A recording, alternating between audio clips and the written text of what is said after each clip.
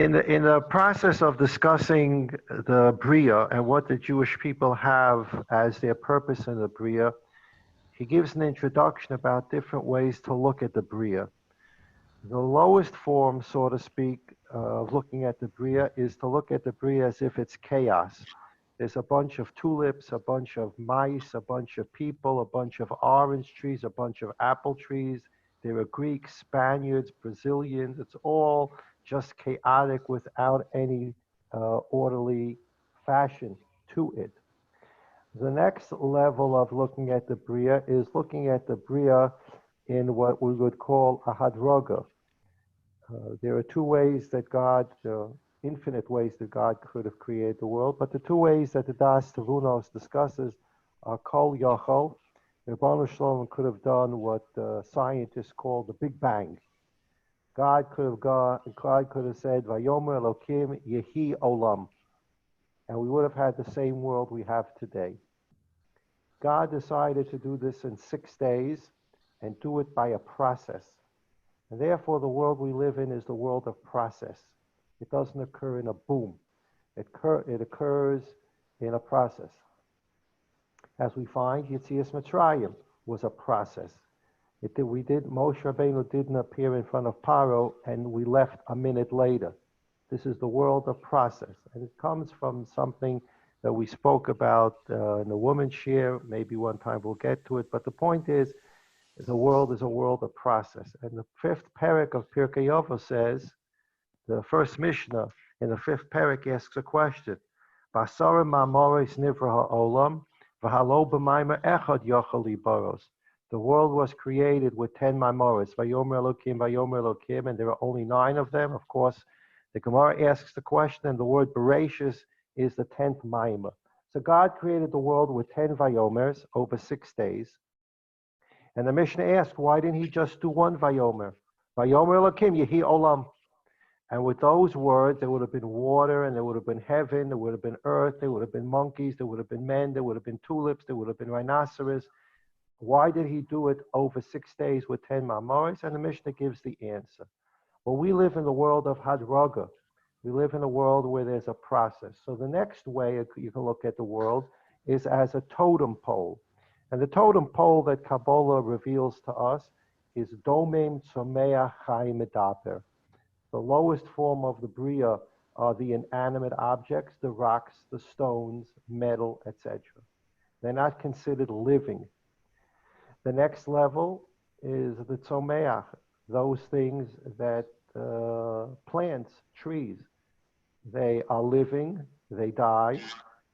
And the next level is the Chai, animals, the animal kingdom. And the next level is Adam, a Medaber, a person that can speak and think. And you look at the world as 4 separate kinds of creations. Domem, Tzomeach, Chai, Medaber. If you stop there, you're in a half-decent place. But there's a much greater place to go to, the Ramchal explains, and that's going to be the subject of what we're going to talk about today through Rav Kook. The greater way to look at the world is not as a totem pole with 4 separate sections to it, but it is to look at the world ba'achdus, to look at the world as a perfect, unified system. It means that Jews, of course, we're an Am Segula, but we're part of a greater system which is called mankind. Tov, the good things in the world, are part of a greater system, and that system includes Ra. We're not going to be able to have time to discuss today how the Ramchal explains Ra and how Ra actually fits into the system of the world, but it fits into the system. When we look at the world as a system, we've gone a long way to understanding how God runs the world. It's the extreme opposite of level 1. The whole place is chaos. The extreme opposite is the whole place is a perfect system. And the medium idea is that it's not chaos, it's not one unified system, it's 4 separate levels of Domim, Chai, Tzomeach, Medaber. What we want to get to is we want to get to a place where the world is, in a sense, ba'achdus, alma dis achadita. We see the world as one unified world as God wanted it to be created and as God wants it to be seen. In that context of what we just said, the Ramchal explains this in the Das Tavunos in Kuf Chav Ches. What is outstanding is something we discussed in the Das Tavunos share, which is Rav Friedlander's footnote 267 on page Kuf Yud Zayin. Rav Friedlander explains what the Ramchal is saying. And it's an outstanding footnote about what our minds do to the world. The way we think of the world is the way the world is. Sometimes we say that the world can change if we do more mitzvahs. The world can change if we learn more Torah. The world can change if we do more chesed. And all these things are true. The world will change when we think of the world and recognize the world in a different way. This is a tremendously hard avodah. I can ask everybody today, can you please donate a half hour of your time between 4 and 4:30 and say Tehillim? Everybody will find the time. I can ask everybody, can you learn some Gemara from 4 to 4:30? Everybody will give their time. I can say from 4 to 4:30, can you make calls to your neighbors to find out how they are, Gemilas Chasadim, and they'll feel fine, and they will do it. But if I tell people, I want you to, from 4 to 4:30, what I want you to do is concentrate on a new world vision. I want you to change the way you look at the world. I don't want you to see chaos in the street, although that's what people would seem to believe is going on. And what we're living through right now is a tremendous nesoyin, as I spoke about several days ago, the tremendous nesoyin of Gilui HaYichud, the tremendous nesoyin of seeing God's sovereign himself running the world in an orderly fashion. The Ramchal says that's the nesoyin of our time of Yemois Mashiach, to see the Gilui HaYichud, that God is actually running the world in a systematic way. This is not chaos. It is not chaos. God is running the world. And the Ramchal is teaching us that the way that God is running the world in this systematic approach is Alma Dishak. The system is that it's one unified system. We're not Okay. I'm sorry, Rebbe. Could somebody please mute? Can everybody please mute themselves? Because somebody's children are speaking in the background. Okay, thank you. Thank you. And I also posted the Marmakomos by email and in Zoom itself. We're all good. Okay, terrific. So in footnote 267, Rav Friedlander explains the Ramchal.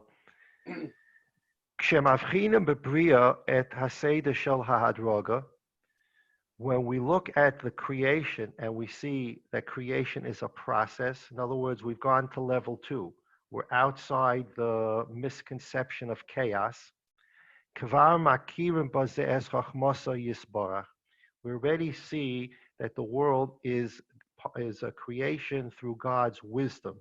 We see Domem, Tzomea, Chai, Medaber. We begin to understand and appreciate God's wisdom because we've gone a level above chaos. Baram Hamamik Bechachma. However, one who goes deeper and wants to understand deeper the wisdom of God, Yakir Shekol Chelek V'Chelek Shel Abriya Makusha Zeh B'Zeh. He will understand that every part of the Bria is tied together and we're bound together. V'Kulam Yachad Mavim L'Dei Tachlis Achas, and the whole Bria together, every single part of the Bria, is for one purpose. Shu Gilui Kavoda Yisparach. It's to bring about the Gilui, the revelation of God's Yichud, of God's covet. Every creation, that little microbe called COVID-19, everything that ever was created is for a unified purpose of bringing about Gilui, covet, and Yichud Shemayim. Gam hara v'hachesronas borim lidei tikunam kasher mekirim es mekomam v'tafkidam hanocham b'soch kibbutz chol chelkei abriya.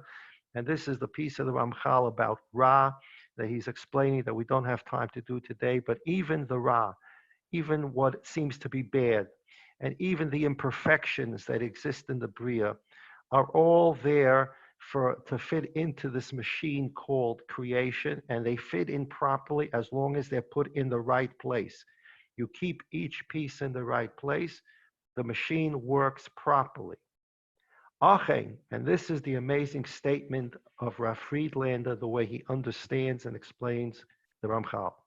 Achen kol hakilkulim, all the ruination of the world, novimikach, they come from shalom akirim es achdus habriya.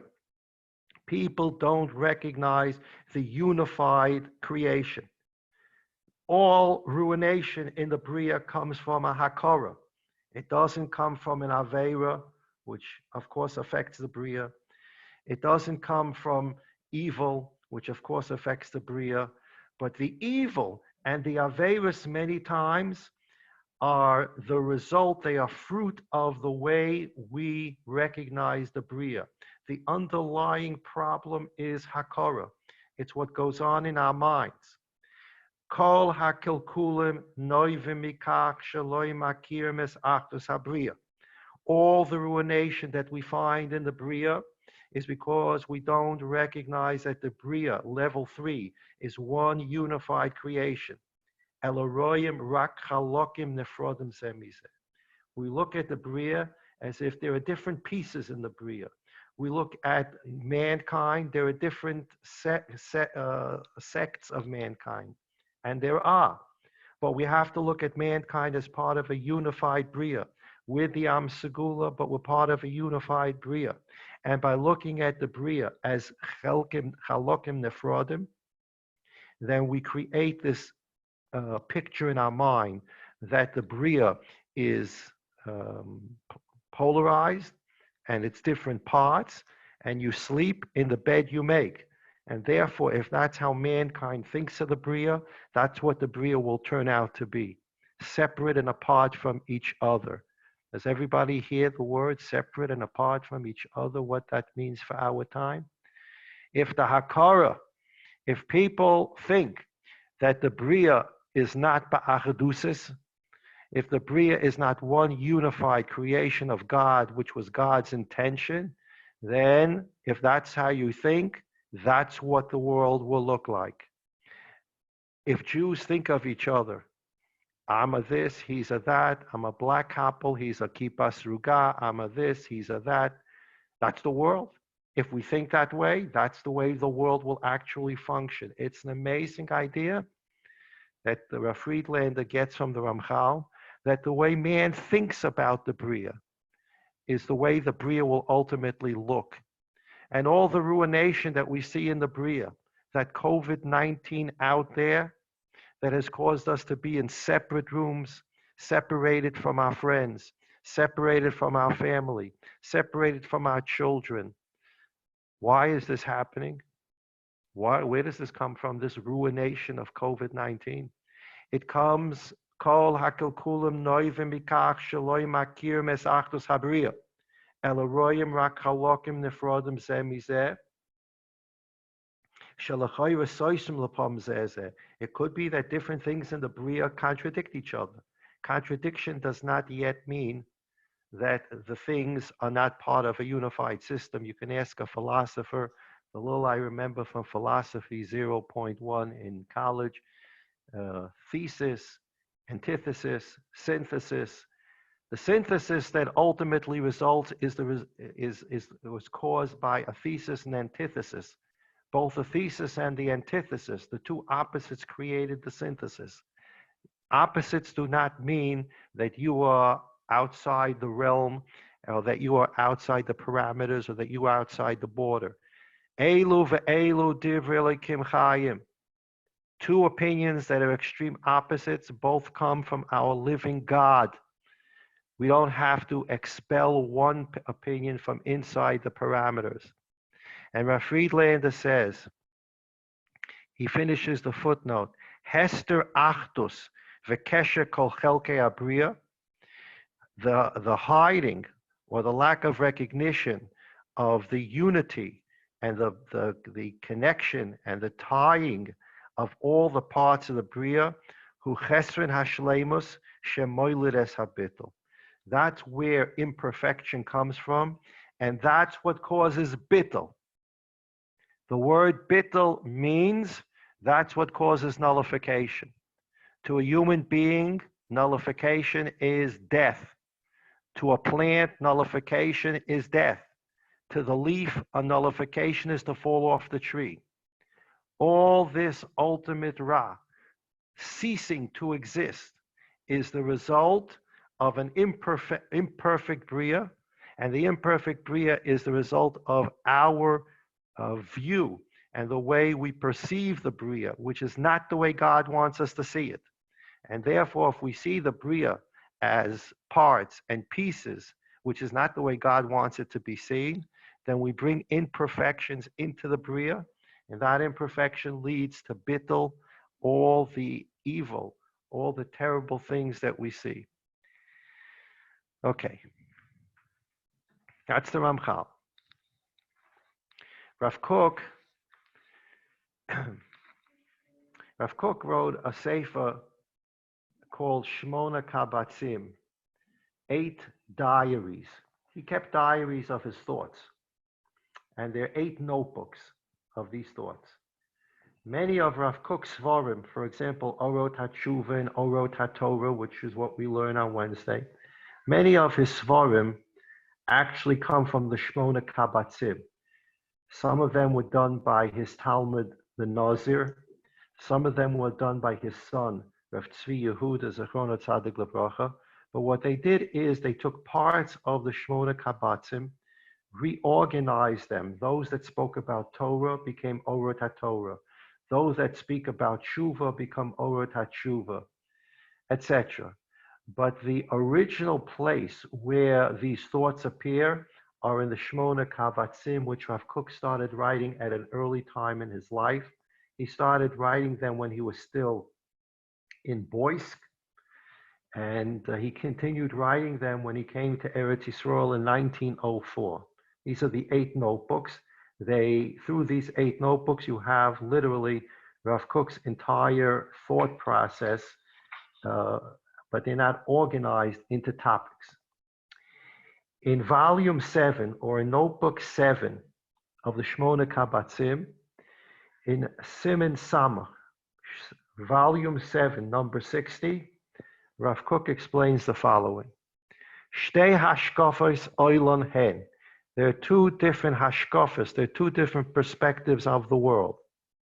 Hashkafa hama achedes. There's a hashkafa, there's a world view that the world is a unified place. V'hashkafa hamafredes. And there's a separate worldview that sees the world as broken into parts. Whether it's the Bria, man, animal, plants, or the human beings themselves. The Babavas, the Geras, the Litvaks, the Misnagdim, the Mekubalim, the Gedolim, the Hasidim, that sees the world as Nefrodim. Hashkafa Hamachedes, the view of the world that sees the world as a unified place, and it works to bring the world together. Roa eskol hachazon shel nimtzayim mefurodim zemizeh, rak betur ta'ut hachosh umiyat ha'ara. There's such a thing called an optical illusion. When we were kids, they used to have games we used to do to show you what an optical illusion is. You can go to Google and type in optical illusions. They'll put all kind of optical illusions on your screen. You think you're seeing something with your eyes that you're not really seeing. It's a trick. Your eyes are playing a trick on you. We all know there's such thing as an optical illusion.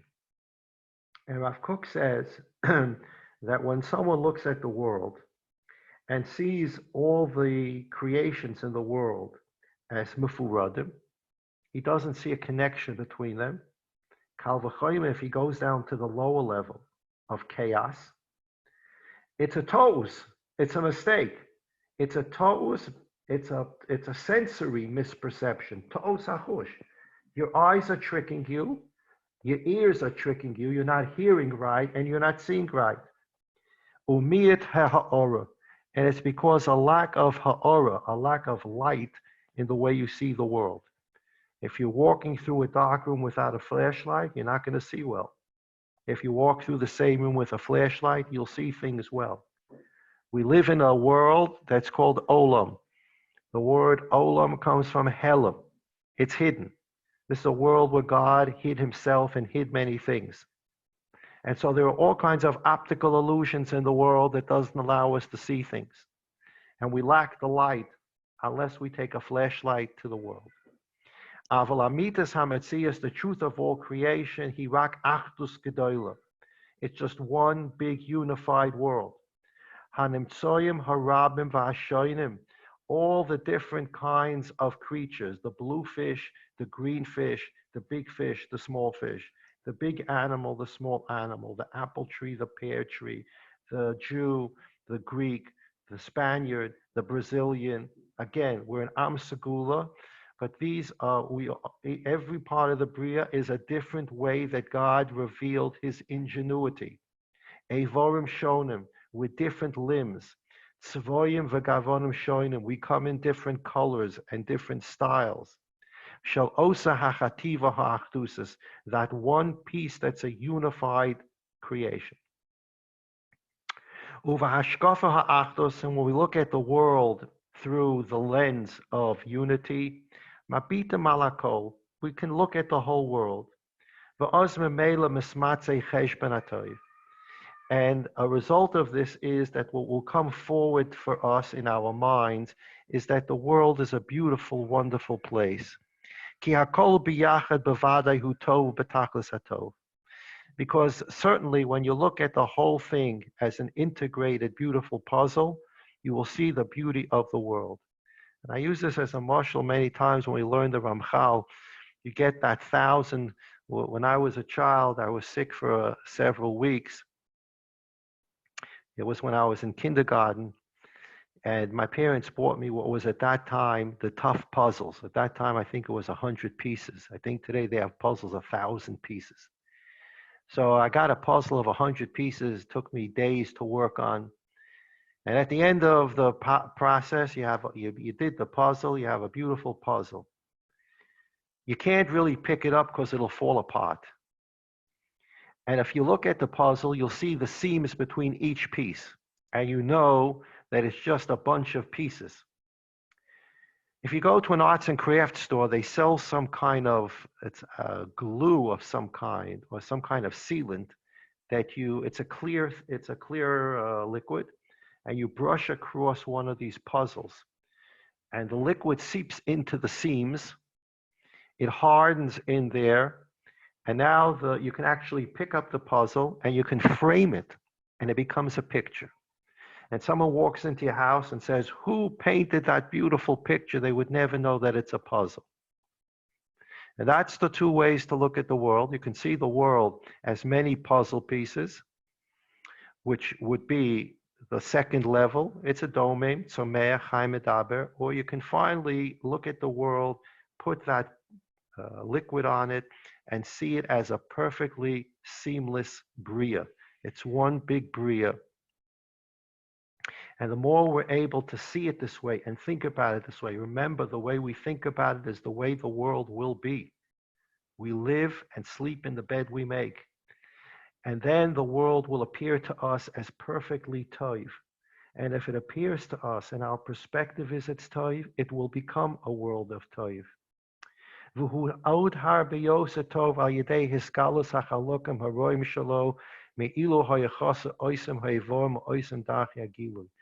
we will come to understand that the world is even a beautiful place, even though there seem to be parts in there that don't appear to us to be, let us say for today's purpose, not really necessary. We don't really need those pieces in the Bria.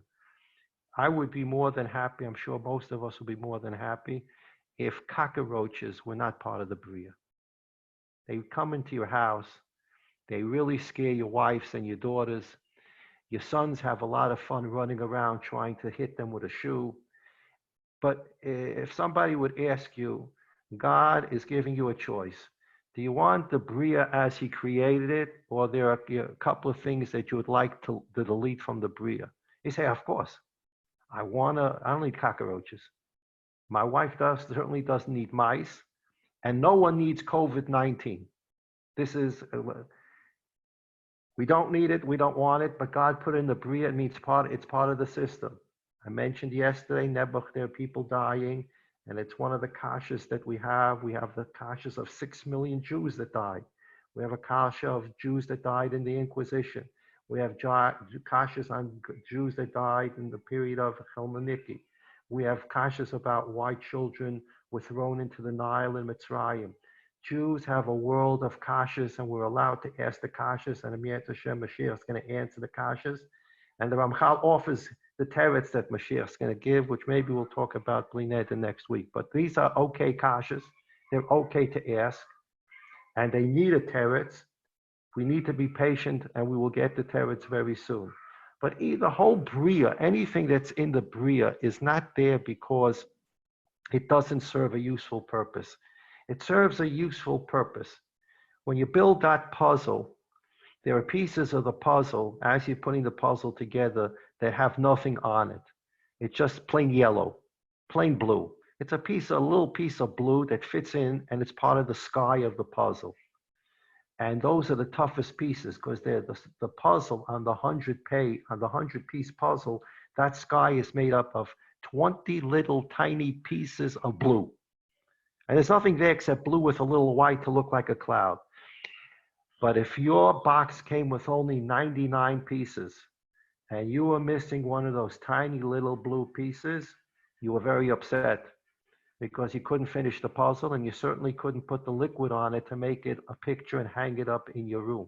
It's missing a little piece that you would think before you put the puzzle together, it's a non-essential piece. But it becomes very essential when you want to finish that puzzle and make it into a beautiful, perfect picture. And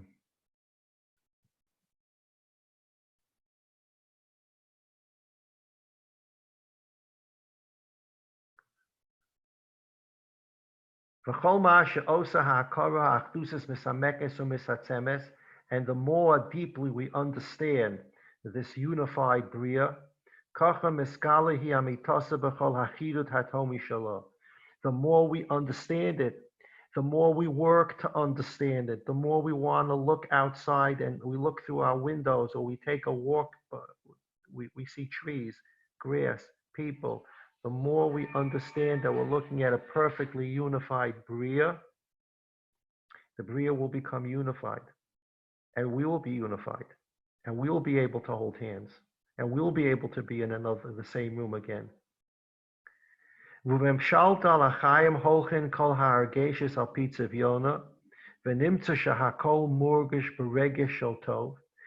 feel good about the whole Bria.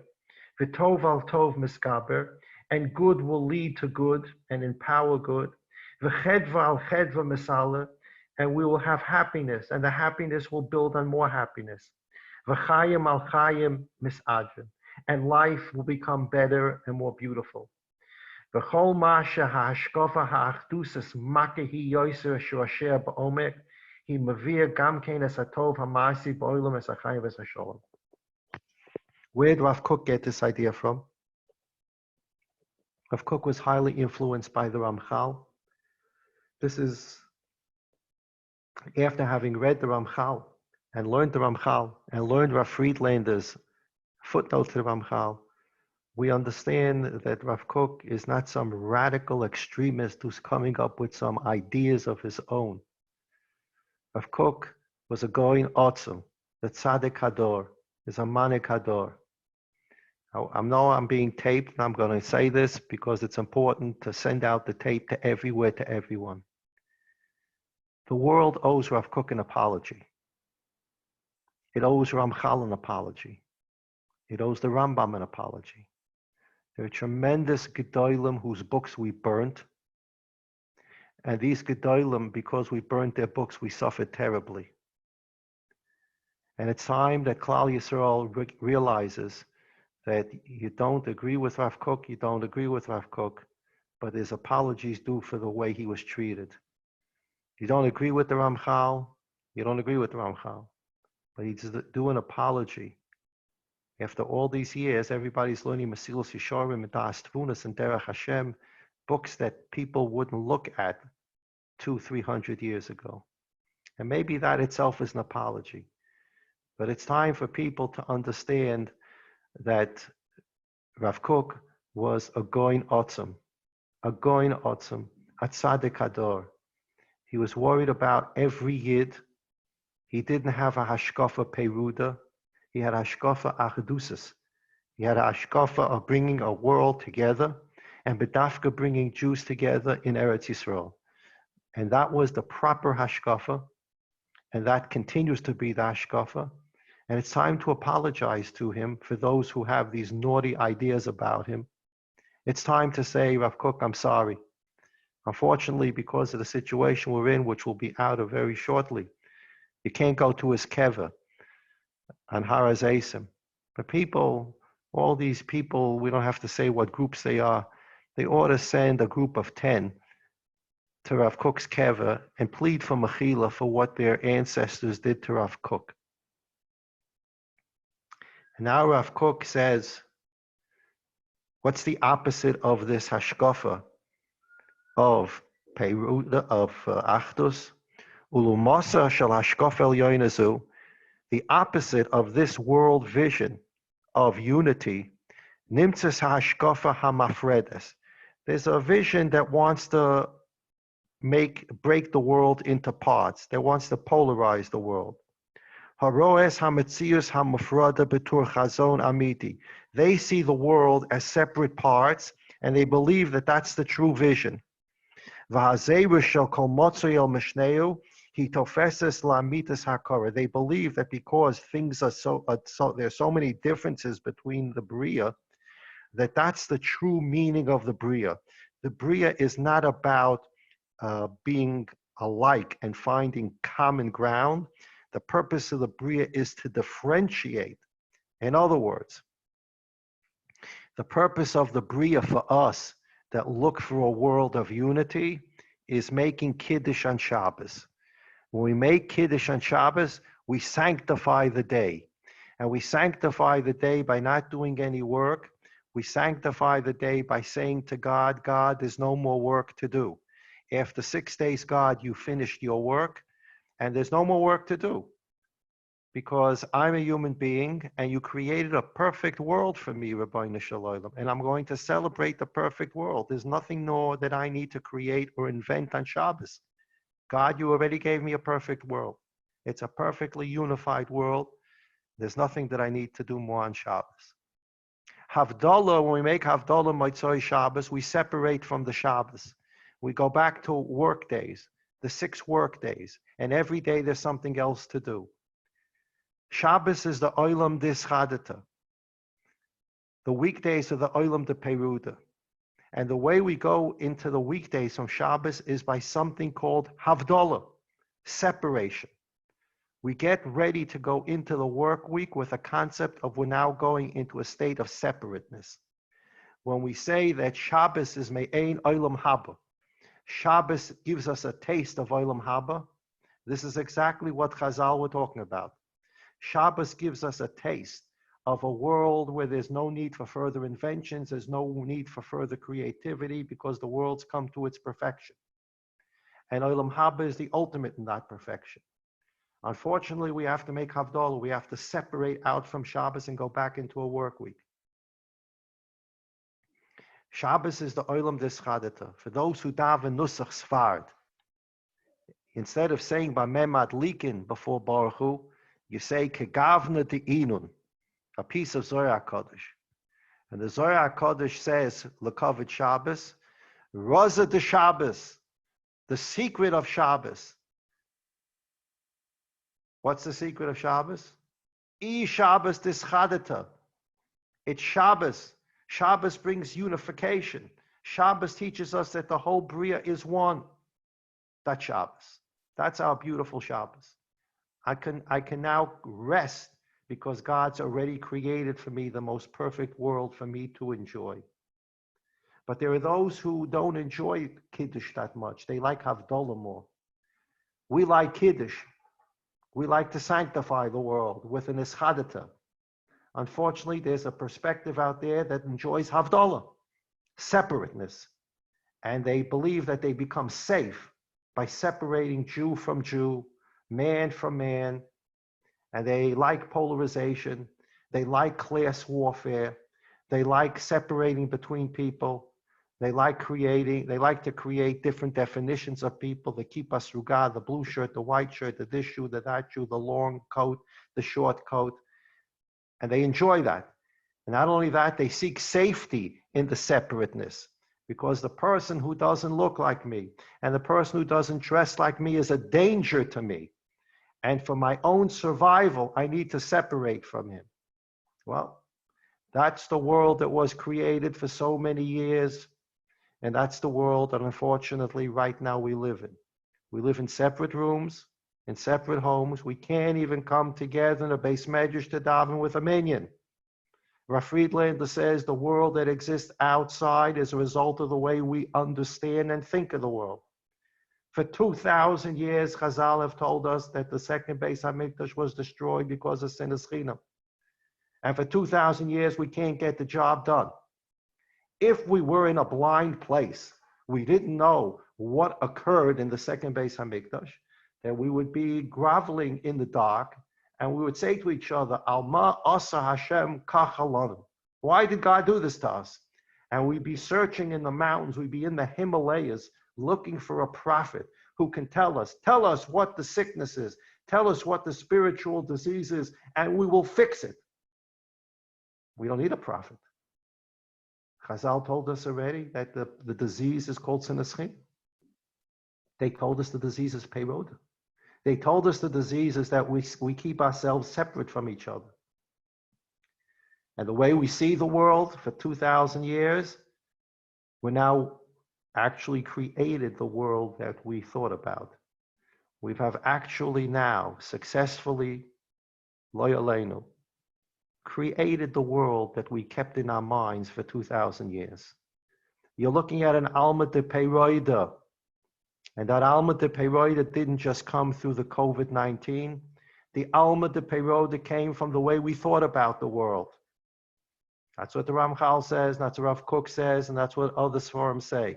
We created the world, we're sleeping now in a bed that we made for ourselves. And Rav Kook says, Ein kates hamilchama shebein elu hashkafas. There's no end to the war between these two worldviews. The people that want to see Kiddush and Shabbos, and the people that want to see Havdalah and weekday, the people that want to Ischadata versus the people that want the Peiroda. This is an ongoing machlokes that seems never to cease about how you want to see the world and how you want to see creation and how you want to see other people. Kol ha'orchai shel ha'aliloi she'ba'olam holches hein el mokem echad. Everything, Rabbi Sai, this is Rav Kook writing. There was no pandemic then.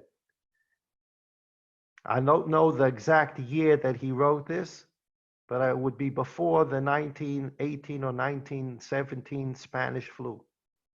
And he's talking about now, Kol ha'orchai shel ha'aliloi she'ba'olam holches el mokem echad.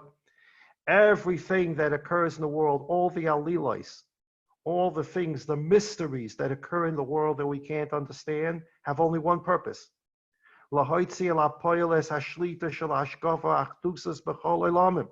It's to bring out, God is trying to tell us that we should change our worldview, and the worldview should be a view of Achdus. We need from 4 to 4:30, 3 to 3:30, whenever you want. I'm not asking you to learn another Blat Gemara. I'm not asking you to say more Tehillim. I'm not asking you to call any friends. I'm not asking you to do anything. I'm asking you to spend a few minutes a day and look out your window and start thinking about Alma da Achdusis, the perfect unified world, the tree that God created, the grass that God created, me created by God, my wife, my children, my neighbor, the human beings, all the world, Mars, Venus, Jupiter, the stars. What a wonderful unified Bria that God created. Look at it for 5 minutes a day. Think of it for 5 minutes a day. And we're going to change the bed that we're sleeping in. That's the purpose of all these mysteries that occur in the world. And on the next page, Rav Kook says in number 62, prophetically, he's talking to us. Manhige Hamadinos, those who run countries, the presidents, the prime ministers of countries, the politicians, V'chol ha'ga'onim ha'chavrusiim, and all the great social philosophers, hey mushroshim biyasoid hashkofes ha'piwud. They all live in Piwud. How does a politician succeed? We know what politics is today. Politics used to be, at one time, they used to call it building coalitions. I'm not even talking about Eretz Yisrael. In America, you had to build a coalition. You wanted to do something, you wanted to pass a law, you needed the cooperation between Democrats and Republicans. Otherwise, you couldn't pass a law. Today, they've tried to change things, but really, in the old days, to get a law on the floor of the Senate for debate, you needed to have 66 or 67 votes. And then you can start debate. Today, they can't even get 67 votes to start a debate. It was ad kedei kach that the old rule of 67 votes, in order a 2/3 vote to confirm a Supreme Court nominee, they had to be mevatel that. They couldn't get Kavanaugh on the Supreme Court with 2/3. I don't think they were able to get Gorsuch on the Supreme Court with 2/3 vote. The Republicans were in control of the Senate, and they used what the papers called the nuclear option. Everybody remembers those words? McConnell's going to use the nuclear option. What was the nuclear option? He was going to change the rules in the Senate, that you only need a majority to confirm a vote. And how do these votes go? Every vote occurs Republicans against the Democrats. Rarely you'll see somebody that will cross party lines. America was in dire need. The economy's collapsing. A dire need for the Congress to pass an infusion of money into the economy. It was so pathetic to watch the process. It was absolutely pathetic. People are dying. People are sick. And the Republicans are trying to get a bill passed to send money to people, to send money to small businesses. And what are the Democrats trying to do? They blocked the bill. Why? Well, they wanted $25 million of the bill to include $25 million for the Kennedy Center, to refurbish the Kennedy Center. In the middle of COVID-19, and people are dying, and people are criticizing Trump because he's not doing enough, the Democrats need $25 million to refurbish the Kennedy Center. You understand? And they had so many shtuyot in there, and the idea that let's come together to help human beings, not Spaniards. Let's come together to help our fellow Americans. No, we need $25 million for the Kennedy Center. We want part of the law to be carbon emissions in the year 2050. Who sits and thinks about such ridiculous things while Americans are dying? It's an alma de peroda. In Eretz Yisrael, La'aleinu, we have also this problem. We're either going through our fourth elections, or Mashiach is going to come and he's the elected prime minister. But the alma de peroda is unbelievable. What has happened here to us? It became, he won't sit with him. Listen to the words. Remember, we translate into English, Hu lo yoshev im zeh, vehem lo yoshvim im zeh. Lieberman won't sit with the Charedim won't sit with Lapid. Lapid won't sit with the Charedim, and Gantz won't sit with Netanyahu. I got a surprise for you. Now no one's sitting with anybody, including us here in Shir. No one's sitting with anybody anymore. So we're now in the state of an alma de peroda. And these great men are sitting there, and I say that sarcastically. These great men are sitting there, and what are they talking about? A unity government with the Arabs, without the Arabs. Maybe we'll make an emergency government. Rebbeinu Shalom. There are sick people here. There are sick people. Never 5 people died here in Eretz Yisrael. Where are you to sit together in one room or teleconference and come together and rule the land in a way that is constructive for everybody? You can't do it. Because Rav Kook says, Manhige Hamadinos, all the great social philosophers and all the leaders of country, hey, Mishroshim B'Yisoid Hashkafas Apirut. They live in this. They live in man against man. They live, and especially now politics is just a game of polarization. It's you against me and me against you. And so by the creation of this kind of perspective of the world, we made a bed that we're now sleeping in. Bekoyach Hamadama, Rav Kook says, Hamares Hamatzias B'tchunos HaMufurada. Ve'ein ha'olam kedai adayin la'anhoga haba mitoich hashkafas ha'achdus b'toros. The world is not ready and prepared yet to infuse itself, for God to coordinate the world with the pureness and the beauty of the hashkafa of Achdus. Tochen orosha Mashiach, Moshe of Kisei Hashem ba'olam, Zeh Shemo Asher Yikro Hashem Tzidkenu, Bonu Hu Al Pi Yosoid, Hashkafas Ha'achdus HaMetziusis. The whole idea of Mashiach coming to the world is built upon this foundational principle that people will understand the perfect Achdus in the world. And that's what we're working towards. In your handout, you have a page, actually 2 pages that I put together from the Chalban. On the right side of the page is Soy Tardemas Hagolus. He talks about Golus.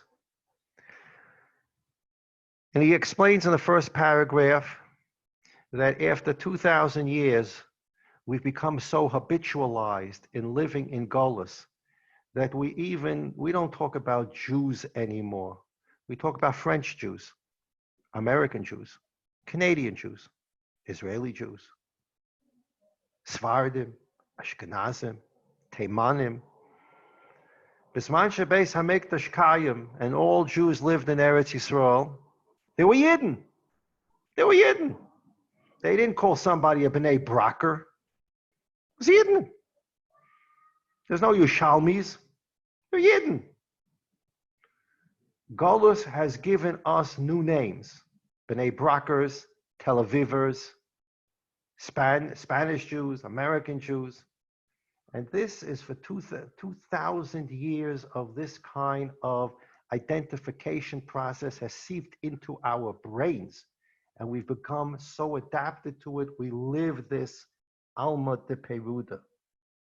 And he says at the end of the first paragraph, the Chalvan Zechron Tzadik Levrocha, Mikan ba'a techushas habitachon, behishtayichus ha'odam lechevra hato'emes es dargo, o le'eda mimenu ba'a mishpachto. From here comes a sense of security where we come together like tribes. We feel good if we're together in shul only with people who dress like us. We become uncomfortable if there are a couple of people in shul that don't dress exactly like us. And we start whispering to the neighbor, where are they from? Who are they? Why are they here? And we feel secure as long as people look like us, and we venture only to those places, and we only learn with those people who look and think like us. Now here are the words of the Chalban. Usgirus, and withdrawing from each other, and attacking someone who doesn't look like you, and someone who doesn't think like you. This unfortunate habit of living separate, Hushrish Omok Ma'oid Be'imkan Hashamayis. It's so deep in the Jewish neshama after 2,000 years that it's very, very difficult to undo. I'm now going to the left side of the page, Doireinu V'dar Kibbutz Goliath. Tov and Hatev, you should understand. Shasoid Bias Haruach, he avoided Doireinu Ka'esh, the work of this generation, La'acha Dor Rishon Shel Kibbutz Goliath, the first generation that started the Kibbutz Goliath, bringing the establishment of the state of Israel and bringing Jews back to Eretz Yisrael. That's the physical part of a Kibbutz Goliath. It means bringing Jews back together. And I'm skipping now to the middle part of the paragraph. Ach b'shlav zeh adayim metzius hevorim hi beperoida.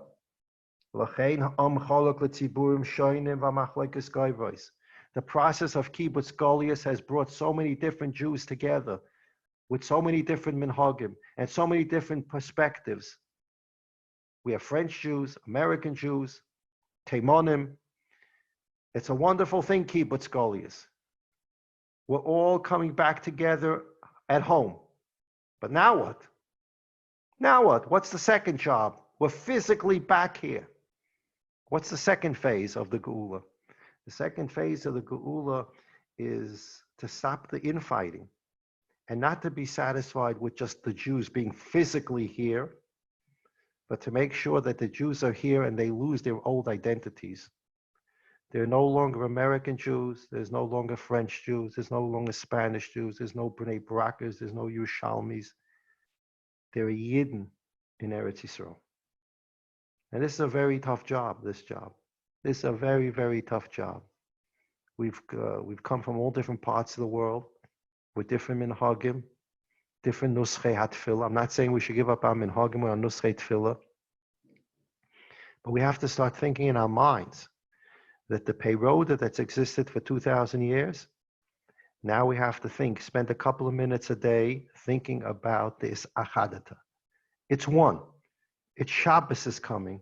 Shabbos Yom Shekulei Tov is coming. And we want to make Kiddush. We don't want to make Havdalah. We want to make Kiddush. The Baal Shem Tov once said that if Chazal had asked me how to set up Shabbos, I would have done it opposite. I would have made Havdalah Friday night. Right? That's a perfect thing to do. Friday night, you want to separate yourself from the 6 days. And then I spend 25 hours in Shabbos. I'm elevated. I feel a bit holy. And now that I feel holy, I want to say Kiddush Saturday night. But that's not the way Chazal set it up. They set it up the way you enter Shabbos is through Kiddush, and you leave Shabbos through a Havdalah. But when we're going to get to the Yom Shekulei Tov that's coming, the Yom Shekulei Tov, there'll be no Havdalah anymore. There's no Havdalah anymore. There'll only be Kiddush. That Havdalah that we say, we're going to be able to say Kiddush. I mentioned yesterday that we should start thinking when we wash our hands. Somebody posted, wash your hands and leave yourself in God's hands. We talked about Natilas Yadayim Lasuda yesterday in the Halacha. When you wash your hands, think about the takon of why we wash our hands for bread. It's because the Beis Hamikdash is going to be built today. And we want to be ready for the Beis Hamikdash. The Mishnah Berurah explains from Chazal. And when the Beis Hamikdash stood and Kohanim ate Truma, they always had to wash their hands before they ate Truma. And Chazal said that all Jews therefore should wash their hands before they eat bread. And we've been washing our hands for 2,000 years because every day we believe the Beis Hamikdash is going to be built that day. And we want to be ready in practice to go back to the Beis Hamikdash. And we need to understand when we wash our hands, we're washing hands. A simple thing, Rabbi say, a simple thing like washing your hands to a Suda is preparation for the Binyan Beis Hamikdash. And we make the bracha, Asher Kishana Mitzvah, Baruch Atah Hashem Elokeinu, Melech HaOlam, Asher Kishana Mitzvah Tzivanu Tilas Yadayim, Melech HaOlam. Think about God's the sovereign of the world. Any bracha you make, Melech Olam. Anytime in davening you say Melech, Melech Muhulal Batish B'chois. Think about the Melech. He's the king. He's the sovereign. There's no chaos. It's an Alma Dischadita. Pray to the Rabbeinu Shalom that we have the courage and the ability to have an Alma Dischadita. And when we think about an Alma Dischadita, and we have the perspective of an Alma Dischadita, we're going to look outside and we're going to see an Alma Dischadita, and we're going to see a world that's Yom Shekulei Toiv. We'll be able again to sit together in a room in an Eschadita, and not to have to be in separate rooms in a Peiroida. We should be Zoicha to see this Chadita with the coming of Mashiach Tzidkeinu B'mher V'Yameinu Amen. Everybody be well and sei gesund. And Shmuel Elliott, thank you very much for organizing the Zoom each day. And Blineda, you'll see in your emails, upcoming shiurim. Everybody be well, be healthy, be safe. Please follow the government instructions. They're very important. Everybody follow the instructions. Everybody be safe. Melech ha'olam, netilas yadayim for a piece of bread. Look out the window for an alma deschadita. Everybody's gesund kol tov.